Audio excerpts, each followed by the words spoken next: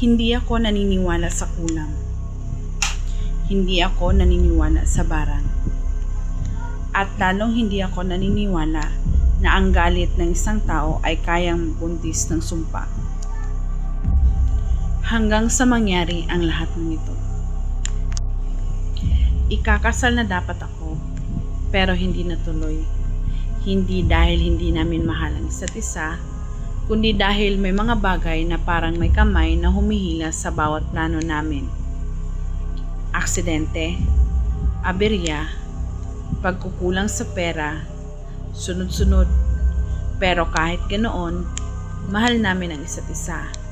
Buo ang loob naming maghintay. Ang boyfriend ko, tawagin na lang natin siyang Marco, ay may isang kapatid na lalaki. At ang kapatid niyang iyon ay may girlfriend na simula pa lang ay ramdam ko na ang lamig ng tingin.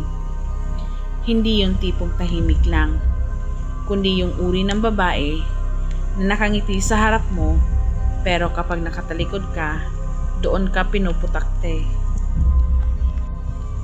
Kung ano-ano ang sinasabi niya tungkol sa akin, mapa-online, sa kapitbahay, sa mga kamag-anak. Kesyo mayabang daw ako, mata pobre, pa-victim, mayabang kasi may trabaho. Pero alam ni Marco ang totoo. Kita niya kung paano ako umiwas, tumahimik at nagtiis. Hanggang sa isang araw, nabuntis siya. Biglaan ang kasal. Walang handa, walang pag-iipon, walang plano, at kami ang nilapitan. Ayaw sana namin magpahiram ng pera. Hindi dahil madamot kami, kundi dahil alam naman namin hindi nila kayang magbayad. Pero naawa kami, lalo na ang mama ni Marco. Kaya pumayag kami, utang lang daw, babayaran kapag nakakuha ng pera mula sa mga ninong at ninang. Lumipas ang mga araw hanggang naging buwan. Walang bayad, puro dahilan. Hanggang sumabot sa barangay ang usapan dahil sa mga utang nila sa ibang tao at doon nagsimula ang mas malalang problema. Sa halip na akuin ang pagkukulang, ako pa ang ginawang dahilan. Ako raw ang dahilan kung bakit sila nalubog sa utang. Ako raw ang dahilan kung bakit sila minalas.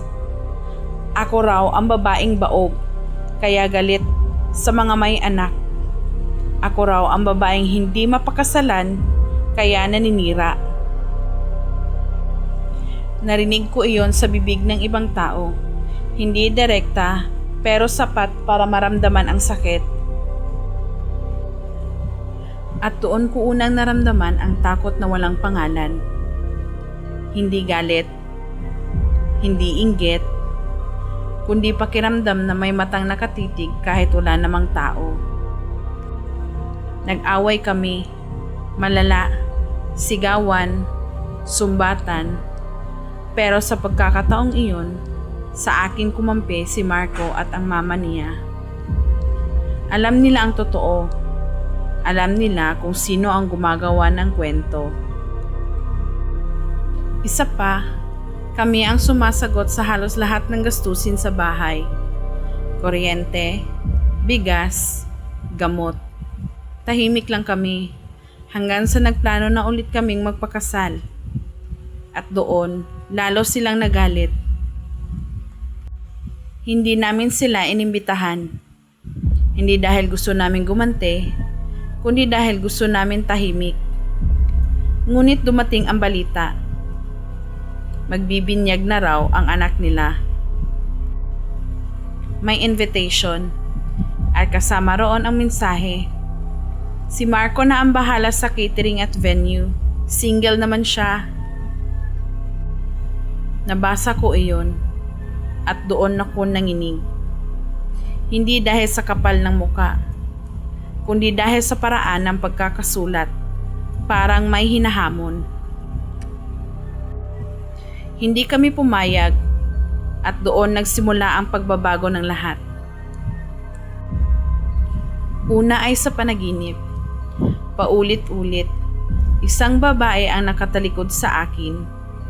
Mahaba ang buhok, nakaitim, may hawak na supot. Kapag haharap na siya, nagigising ako. Ang sumunod, amoy. Amoy kandila, amoy lupa, amoy bulok na bigas. Sa loob ng bahay, kahit sarado ang pinto, kahit walang kandila. Tapos ang katawan ko, bigla akong nanghihina, nahihilo, nagsusuka sa umaga. Nagpa-check ako, normal. Pero gabi-gabi, may pakiramdam akong may dumadagan sa dibdib ko. At isang gabi, napaniginipan ko siya, ang girlfriend ng kapatid ni Marco. Nakatayo siya sa harap ko, ngumiti at sinabi niya, "Hindi mo alam kung gaano kahina kapag tahimik ka lang." Nagising akong pawis na pawis, at sa ilalim ng kama ko, may nakita akong bariyang basa. Hindi ko iyon nilagay doon. Simula noon, sunod-sunod na.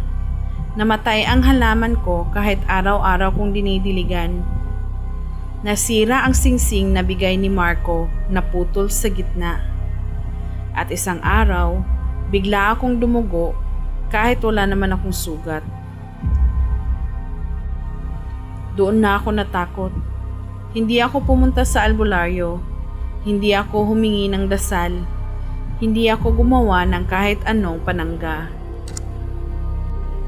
Tahimik lang ako, nag-obserba, hanggang sa nalaman ko ang totoo. Hindi siya ang gumagawa ng kulam. Hindi siya ang nagbabarang. Ako. Hindi ko namalayan kung kailan nagsimula. Pero bawat sakit na ninais ko sa kanya, bawat beses na sinabi kong sana maranasan mo rin ang sakit ko, may kapalit. Hindi ko sinasadya. Hindi ako nagdasal ng masama. Hindi ako humawak ng kandila. Nang lumaon, doon ko naunawaan ang pinagmulan ng lahat. Nasa dugo ko ang pagiging mangkukulam. Hindi dahil pinili ko ito, kundi dahil minana ko ito sa lola ko. Siya ang babaeng kinatatakutan noon sa aming lugar. Hindi dahil nananakit siya, kundi dahil ang salitang binibitawan niya kapag nasasaktan ay nagkakatotoo. Walang ritual, walang dasal, walang kandila. Damdamin lang na malalim at galit na hindi nailalabas. At tulad niya, natutunan kong ang sumpa ay hindi laging ipinapadala. Minsan, kusa itong bumabalik sa mga taong unang nanakit. Ang bariyang nakita ko sa ilalim ng kama, galing sa pitaka ko. Ang amoy ng kandila mula sa panaginip ko. At ang babaeng nakatalikod ay ako. At nang dumating ang balita na ang anak nila ay nagkasakit, na walang mahanap na dahilan, na gabi-gabi raw umiiyak kahit walang sugat, doon ko naintindihan. Hindi ko sila sinumpa. Ako ang sumpa. At ang pinakamalupit na katotohanan, hindi ko sila kayang iligtas dahil ang kulam na hindi sinasadya ay mas malakas kaysa sa kulam na sinadya. Hanggang ngayon, hindi nila alam at hindi ko sasabihin dahil sa mundong ito, hindi lahat ng biktima ay inosente. Hindi lahat ng mangkukulam ay may intensyon. Minsan, sapat na ang manahimik habang nasasaktan para may mamatay sa dilim.